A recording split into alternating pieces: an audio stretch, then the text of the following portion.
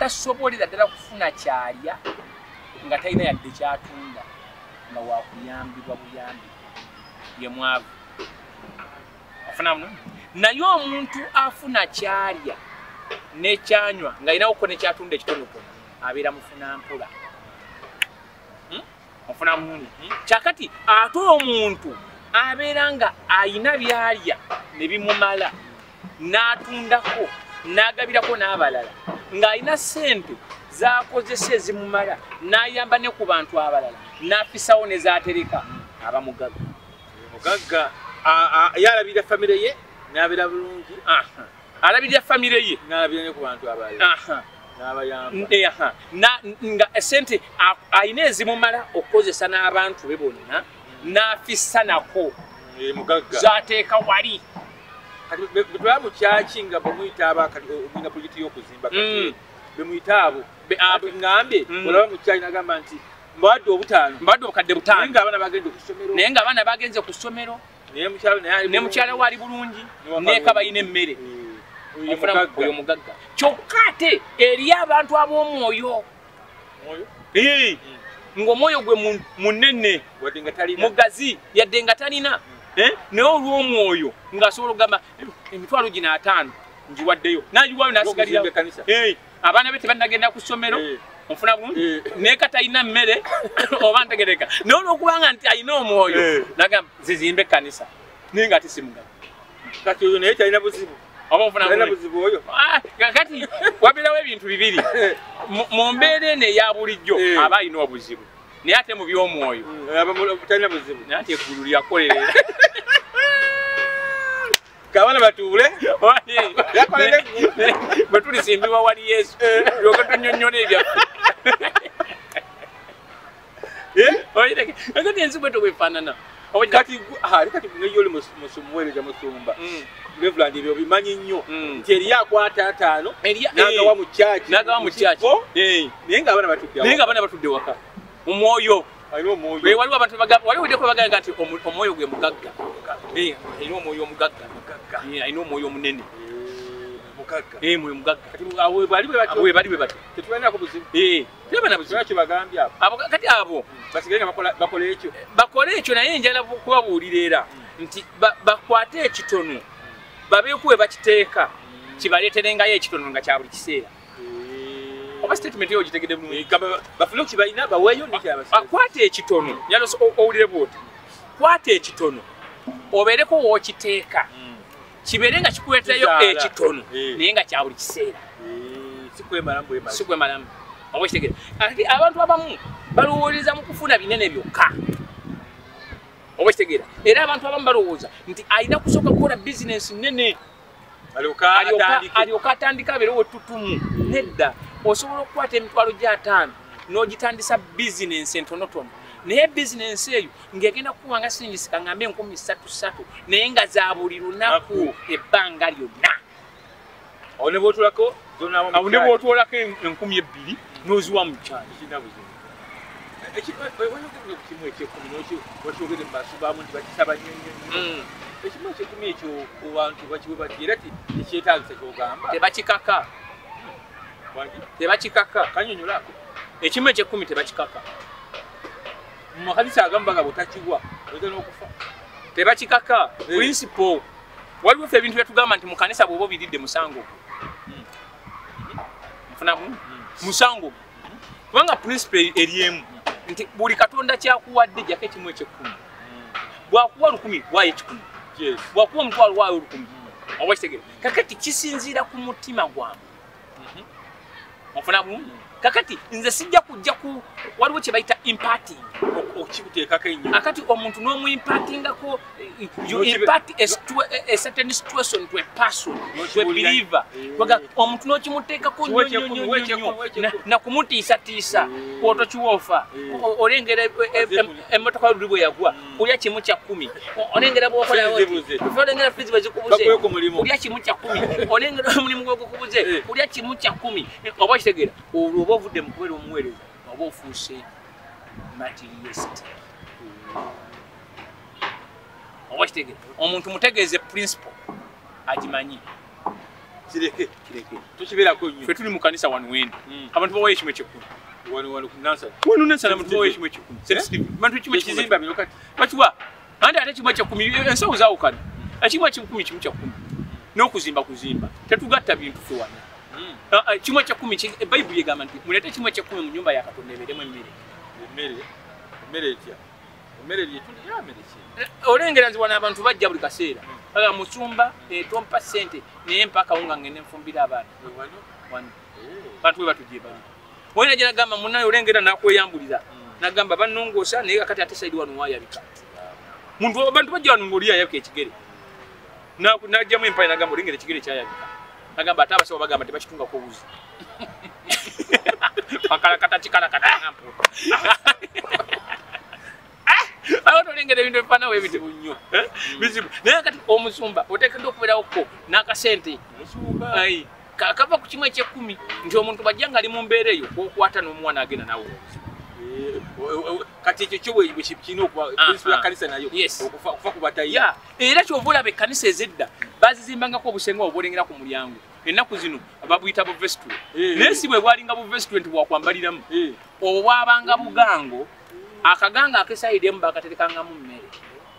akaganga akalala bakalekangawo nga kisenge abantu ababuliddwa okubeera n'abalina obuzibu babasitulanga ne bateeka ku kanisa nga bagamba nti katonda eyakutonda ye yakukola bwatyo katutwale ku kanisa era katonda akuyambe ofuna kakati bwe basulanga muno omusumba wajjanga n'oggulawo ekigango n'ojjamu emmere n'obawantu abo bwekirina okubeera obafuna era kyova olaba nti bw'osomera ne mu bikolwa by'abatume bagamba nti Petero ne Yokaana bwe bajja mu yeekaalu waliwo omuzibe w'amaaso naye Petero ne Yokaana nze bansanyusa kubanga bwe yajjayo bw'ati nga n'abasaba akafeeza omufuna bulungi Petero n'amugamba totunuulire n'abatunuulira ng'alowooza banamuwa akantu naye Petero n'amugamba effeeza ne zaabu sibirina naye kyennina kyennakuwa mu linnya lya Yesu Kristo Omunazaalesi tambula ogende onfuna bulungi omulemu ono n'asituka n'atambula n'ayingira mu yeekaalu ng'atendereza Katonda kikyofunamu awo nti Peetero ne Yokaana bo baamanya nti omusajja ono ne bwe tunaamuwa effeeza olwaleero tetulina kitumuyambye era bwe tunaakomawo enkya ajja kusaba n'abale banajja ajja kubasaba naye katumukolere katumusabire essaala Mukama amuwonye agenda atandika okwekolera nawe kyemukubiriza kakati nze kyenkubiriza abantu don't give me a fish tompa kyennyanja naye mpa eddobo ngende nevubire onfuna bulungi kati kyeŋŋamba abantu nti mu kifo ky'okusaba ebyennyanja basabe amalobo twogera ku nnakulimuza wakati mufuna omusaala ffe tebatuwa musaala naye batuwa nsako kakati tulina sacula tulina ebigobererwa ebyobulabirizi bwonna obwennamirembe nti vika banamuwanga ensako bweti olw'okutambuza obuvunanyizibwa vika assistant vika banamuwanga bwe bati omubuulizi banamuwanga bwe bati kati olw'okubanga nti you the head of finance at the station kakati kati wanonze head of finance obosha nti towegabira kye batagamba mbu kyolina okulya olya kyolina kulya obokiraba era ffe ogenda okumaliriza ng'eyensako gye bakuwa era ekuyambako kukwata kugenda kuzika bantu kugenda kusabira balwadde kugenda kukola buttu kuyamba abantu temubeeramu nnyo kyogamba nti kino kigenda kunyamba nteke mu nnimiro abaana bakole temuba ezikola mu nnimiro ziba zizo naye akati fene ekirala ekituyamba enjawulo nti lwaki kyobuuza ekyo nti mu makanisa amalala goyogeddeko gogogedde amanyi nti omusumba kikuŋŋana tona kiba kiki ate fene waffe gye tuli akasente ako kalenga bwe kajja katambulira mu percentage 41% esigala ku church level 20% negenda ku parish level 15% negenda ku headquarter kati esigaddewo negenda ku diocese ne ku archdiocese even once bona accountant era mwezi bwe guggwako tu breakinga that will bet in a percent yeah report ne kolebwa ne una mirembe ostegera naye kati ekirala kola omulimu gwa bulungi buli okola obwerezo obulungi obeera ne kibayita divine favor abantu bakusiima kati kigambe bintu obyanyuwano nze abantu bansiima era bongera okusiima bantu bansiima era nze kati ovolaba nina abantu benkolera emirimu abantu nze kati abantu bambalamu nnyo amagezi kati owulira kati nga bulaba bano bannaffe aba Malcolm investment kati bebakola Sahara Tangawuzi tea Sahara Mchuzi mix